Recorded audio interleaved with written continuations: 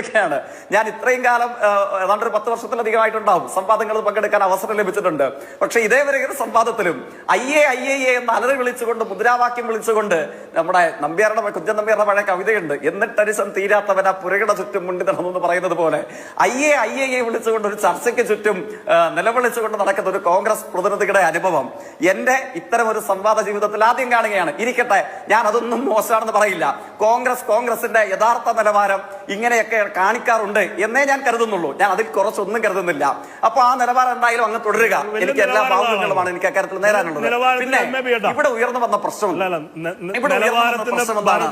അല്ല, അങ്ങനെ ഇടയ്ക്ക് കയറി ഇടപെടണ്ട.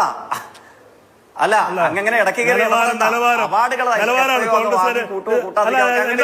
നിലവാരമില്ലാത്ത വർത്തമാനം പറഞ്ഞാൽ അങ്ങനെ തന്നെ ഇടപെടും. എന്താ ഇതൊരു മര്യാദയാണോ?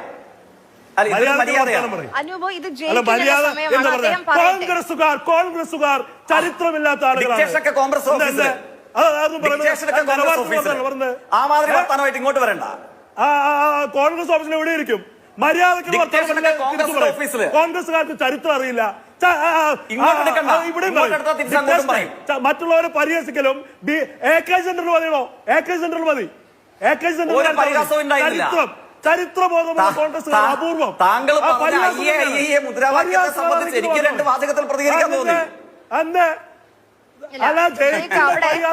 അനൂപിനെ വിഷമിപ്പിച്ച കാര്യം കോൺഗ്രസ് നേതാക്കളിൽ ആർക്കും ചരിത്രബോധമില്ല എന്നുള്ള വാചകമാണ്. ഇവൻ വലിയ ചരിത്രക്കാരൻ, കോമാളി, ചരിത്രം കോമാളിയാണ് ജയിക്ക്. കോമാളി എനിക്ക് പറയാൻ ഇനി ഇടപെട്ടേ പറ്റുള്ളൂ. തോമസ് ഐസക് രമേശ് പിഷാരടിനെ കോമാളി എന്ന് വിളിച്ചപ്പോൾ താങ്കൾക്ക് പ്രശ്നമായിരുന്നല്ലോ. ഇപ്പൊ പ്രശ്നമില്ലേ കോമാളിന്ന് താങ്കൾ വിളിക്കുമ്പോ? യഥാർത്ഥ കോമാളി ജയിക്കാണെന്നേ. യഥാർത്ഥ കോമാളി ജയിക്കാ, പിഷാരടിയല്ല. കേരളത്തിലെ എല്ലാ ചാനൽ ചർച്ചയിൽ വന്ന് കോമാളി ജയിക്കാ. അനൂപ്, ഒരു ചർച്ചയിൽ പാലിക്കേണ്ട മിനിമം നിലവാരമുണ്ട്. ഒരു ചർച്ചയിൽ പാലിക്കേണ്ട മിനിമം നിലവാരമുണ്ട്. രമേശ് പിഷാരടിക്കെതിരെ തോമസ് ഐസക്കിന് ഖേദപ്രകടനം നടത്തേണ്ടി വന്നു. ആ വാക്കാണ് ഇപ്പോൾ താങ്കൾ ജയിക്കിനെതിരെ ഉന്നയിച്ചിരിക്കുന്നത്. അത് ഇവിടെ അംഗീകരിക്കാൻ കഴിയില്ല. അല്ല, അത് യാഥാർത്ഥ്യമല്ല. യാഥാർത്ഥ്യല്ലേ?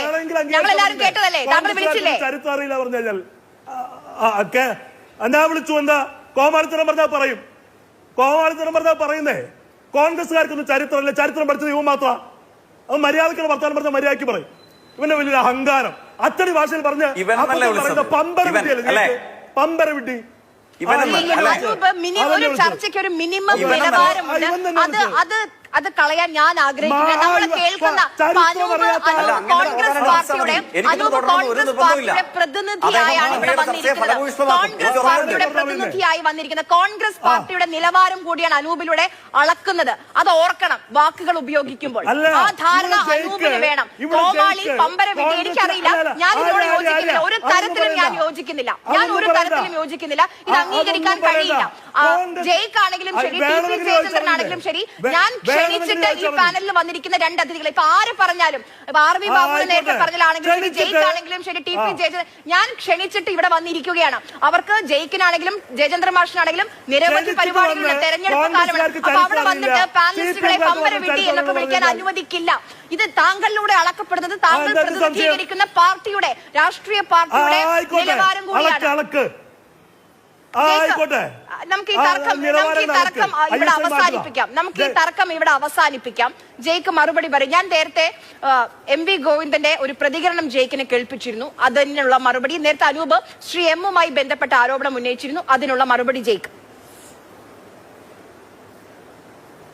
തീർച്ചയായിട്ടും ഞാനെന്തായാലും അവനെന്നും കോമാളിയെന്നും പമ്പരവിഡ്ഡിയെന്നും എന്റെ ഒപ്പം വന്നിരിക്കുന്ന ഒരു പാനലിസ്റ്റിനെയും വിളിക്കില്ല എന്ന് മാത്രമല്ല, അത് വിളിക്കാതിരിക്കാനുള്ള ജാഗ്രതയുടെ രാഷ്ട്രീയ രൂപം കൂടെയാണ് ഇടതുപക്ഷം എന്ന് പറയുന്നത്. ഇരിക്കട്ടെ, ഞാൻ അത്തരം പ്രയോഗങ്ങളിലേക്കൊന്നും കടക്കുന്നില്ല. അദ്ദേഹത്തിന്റെ നിലവാരം കാണിച്ചു, അല്ലെങ്കിൽ അദ്ദേഹത്തിന്റെ രാഷ്ട്രീയ നിലവാരം കാണിച്ചു എന്നുള്ളതായി കൂടുതൽ ശരി.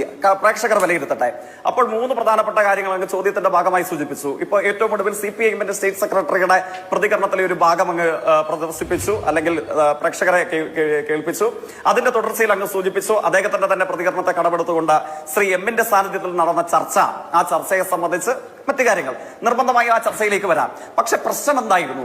പ്രശ്നം എന്ന് പറയുന്നത് തുടങ്ങിയത് UDF-ന്റെയും കോൺഗ്രസിന്റെയും പ്രചരണം ഡീൽ എന്ന പച്ചക്കള്ളം പ്രചരിപ്പിച്ചു തുടങ്ങുമ്പോൾ ആ പച്ചക്കള്ളം പ്രചരിപ്പിച്ചു തുടങ്ങുമ്പോൾ RSSകാർ ആദരിക്കുന്ന ഒരു നേതാവിന്റെ ജന്മവാർഷിക ചടങ്ങ് നിലവിളക്ക് കൊളുത്തി തൊഴുകൈകളോടുകൂടെ അവിതർക്കിതമാംവിധം RSS അംഗീകാരത്തോടുകൂടെ ഉദ്ഘാടനം ചെയ്യാൻ ക്ഷണിച്ച് അവിടെ പോയാൽ നമ്മുടെ പ്രതിപക്ഷ നേതാവാണ് VD സതീശനാണ്.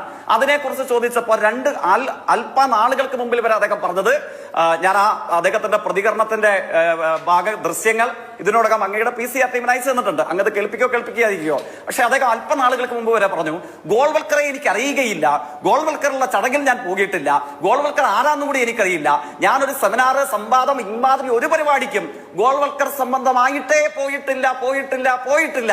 ഇതായിരുന്നു അദ്ദേഹത്തിന്റെ പ്രതികരണം. പക്ഷെ 2 ദിവസങ്ങൾക്ക് മുമ്പ് മറ്റൊരു ദൃശ്യമാധ്യമത്തിന് നൽകിയ അഭിമുഖത്തിൽ പറയുന്നു അതൊരു സംവാദമായിരുന്നു, ആ സംവാദം വളരെ ഭൗതിക നിലവാരമുള്ളതായിരുന്നു, ആ സംവാദത്തിൽ കോമാളികളും വിവരം കെട്ടവന്മാരും വിഡ്ഢികളും ആരും ഉണ്ടായിരുന്നില്ല, എല്ലാവരും നല്ല പ്രബുദ്ധതയുള്ള ഒന്നാന്തരം വർഗീയവാദികളായിരുന്നു. ഞാൻ അവിടെ RSSനോട് ഏറ്റുമുട്ടി മതനിരപേക്ഷതയുടെ വീരാളിപ്പട്ട് പുതയ്ക്കാൻ ഞാൻ ആഗ്രഹിക്കുന്നു എന്നുള്ള ഗംഭീര പ്രസംഗം ഞാൻ അവിടെ നടത്തിയിട്ടാണ് പോകുന്നത് എന്ന് 2 ദിവസങ്ങൾക്ക് മുമ്പ് അദ്ദേഹം മറ്റൊരു ചാനലിൽ പറഞ്ഞു. ഇദ്ദേഹം എത്ര തവണ 1000 തവണ പറയുന്ന നുണ 10,000 തവണ ആവർത്തിക്കാൻ ഒരു മടിയുമില്ലെന്ന് അദ്ദേഹം ഈ കാര്യത്തിൽ കൂടെ തെളിയിച്ചതാണ്.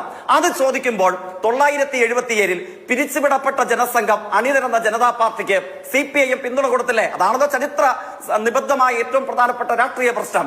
അത് പറയുമ്പോഴോ ശരിയാണ്, ആരൊക്കെ പിരിച്ചുവിടപ്പെട്ടോ അടിയന്തരാവസ്ഥ കാലയളവിൽ ലക്ഷക്കണക്കിന് ഇന്ത്യൻ ജയിൽ മുറികളിൽ മനുഷ്യന്മാരെ കൊണ്ട് നിറച്ച കാലമായിരുന്നു. 11,000-ലധികം പറഞ്ഞ ചെറുപ്പക്കാരെ നിങ്ങളുടെ രാഷ്ട്രീയ പാർട്ടി വന്ധ്യംകരിച്ച കാലമായിരുന്നു. ഇവിടെ ഇപ്പൊ യോഗി ആദിത്യനാഥിന് ബുൾഡോസർ വഴിതെളിച്ചു വിട്ടത് തുർഗുമാൻ ഗേറ്റിൽ മുസ്ലിങ്ങളെയും പട്ടികജാതി പട്ടികവിഭാഗക്കാരെയും ഇടിച്ചു നിരത്തിക്കൊണ്ടുള്ള തുർഗുമാൻ ഗേറ്റ് ബുൾഡോസർ ഉരുണ്ട കാലമായിരുന്നു. അപ്പോ വന്ധ്യംകരണത്തിലും ജയിൽ നിറച്ച് ലക്ഷങ്ങളെ കൊന്നുകളയുന്ന തുർഗുമാൻ ഗേറ്റിലെ ബുൾഡോസർ രാജിനുമെതിരെ JPയുടെ നേതൃത്വത്തിൽ വിപുലമായ അടിയന്തരാവസ്ഥ വിരുദ്ധ സമരം ഇന്ത്യയെ നിലനിർത്തിയ, ഇന്നത്തെ ഇന്ത്യയെ പരിമിതികളോടുകൂടെ നിലനിർത്തിയ സമരം ഉണ്ടായി. പെൻ ഹിറ്റ്ലർക്കെതിരെ അന്ന് AKG പാർലമെന്റിൽ പ്രസംഗിച്ചു. അപ്പോഴോ തെരഞ്ഞെടുപ്പിലേക്ക് വന്നപ്പോൾ JP എല്ലാ രാഷ്ട്രീയ പാർട്ടികളോടും ആവശ്യപ്പെട്ടു, നിങ്ങൾ അടിയന്തരാവസ്ഥ വിരുദ്ധ വോട്ടുകൾ ഏകീകരിക്കപ്പെടുന്നതിന് ഇപ്പോൾ ഇന്ത്യ ബ്ലോക്ക് രൂപീകരിക്കപ്പെട്ടതുപോലെ വർഗീയ വിരുദ്ധ വോട്ടുകൾ ഏകീകരിക്കപ്പെടുന്നത് പോലെ ഇന്ത്യയെ വീണ്ടെടുക്കാൻ അടിയന്തരാവസ്ഥ വിരുദ്ധ രാഷ്ട്രീയത്തിന്റെ ഭാഗമായി എല്ലാവരും ഒറ്റ മൂവ്മെന്റ് ആയിരിക്കണം. ആരൊക്കെയാണ്? ജനസംഘം പിരിച്ചുവിടപ്പെട്ടു, ഭാരതീയ ലോക്ദൾ പിരിച്ചുവിടപ്പെടുന്നു, സംഘടനാ കോൺഗ്രസ് പിരിച്ചുവിടപ്പെടുന്നു, സ്വതന്ത്ര പാർട്ടി പിരിച്ചുവിടപ്പെടുന്നു, സോഷ്യലിസ്റ്റ് പാർട്ടി പിരിച്ചുവിടപ്പെടുന്നു. CPIM-നോടും ആവശ്യപ്പെട്ടു നിങ്ങൾ പിരിച്ചുവിടാൻ. EMS-ന്റെയും CPIM-ന്റെ നിലപാട് എന്താണ്? ഞങ്ങൾക്ക് പടുത്തുയർത്ത രാഷ്ട്രീയ പ്രസ്ഥാനം ലക്ഷണമൊത്ത ആശയധാരയുടേതാണ്. അത് നിലവിളക്ക് കാണുമ്പോൾ കുനിഞ്ഞു നിൽക്കുകയോ മുട്ടിലിഴയുകയോ അടിമസമാനമായ ദാസ്യവേല കാണിക്കുകയോ ചെയ്യുന്ന കോമാളികളുടെയോ പമ്പര വിഡ്ഢികളുടെയോ രാഷ്ട്രീയമല്ല. അതുകൊണ്ട് ഞങ്ങൾ പിരിച്ചുവിടില്ല. CPIM ആയി തന്നെ നടന്നു. അദ്ദേഹം തന്നെ അംഗീകരിച്ച ഞാൻ അതുകൊണ്ട് ഞാൻ ഇടപെടുകയാണ്.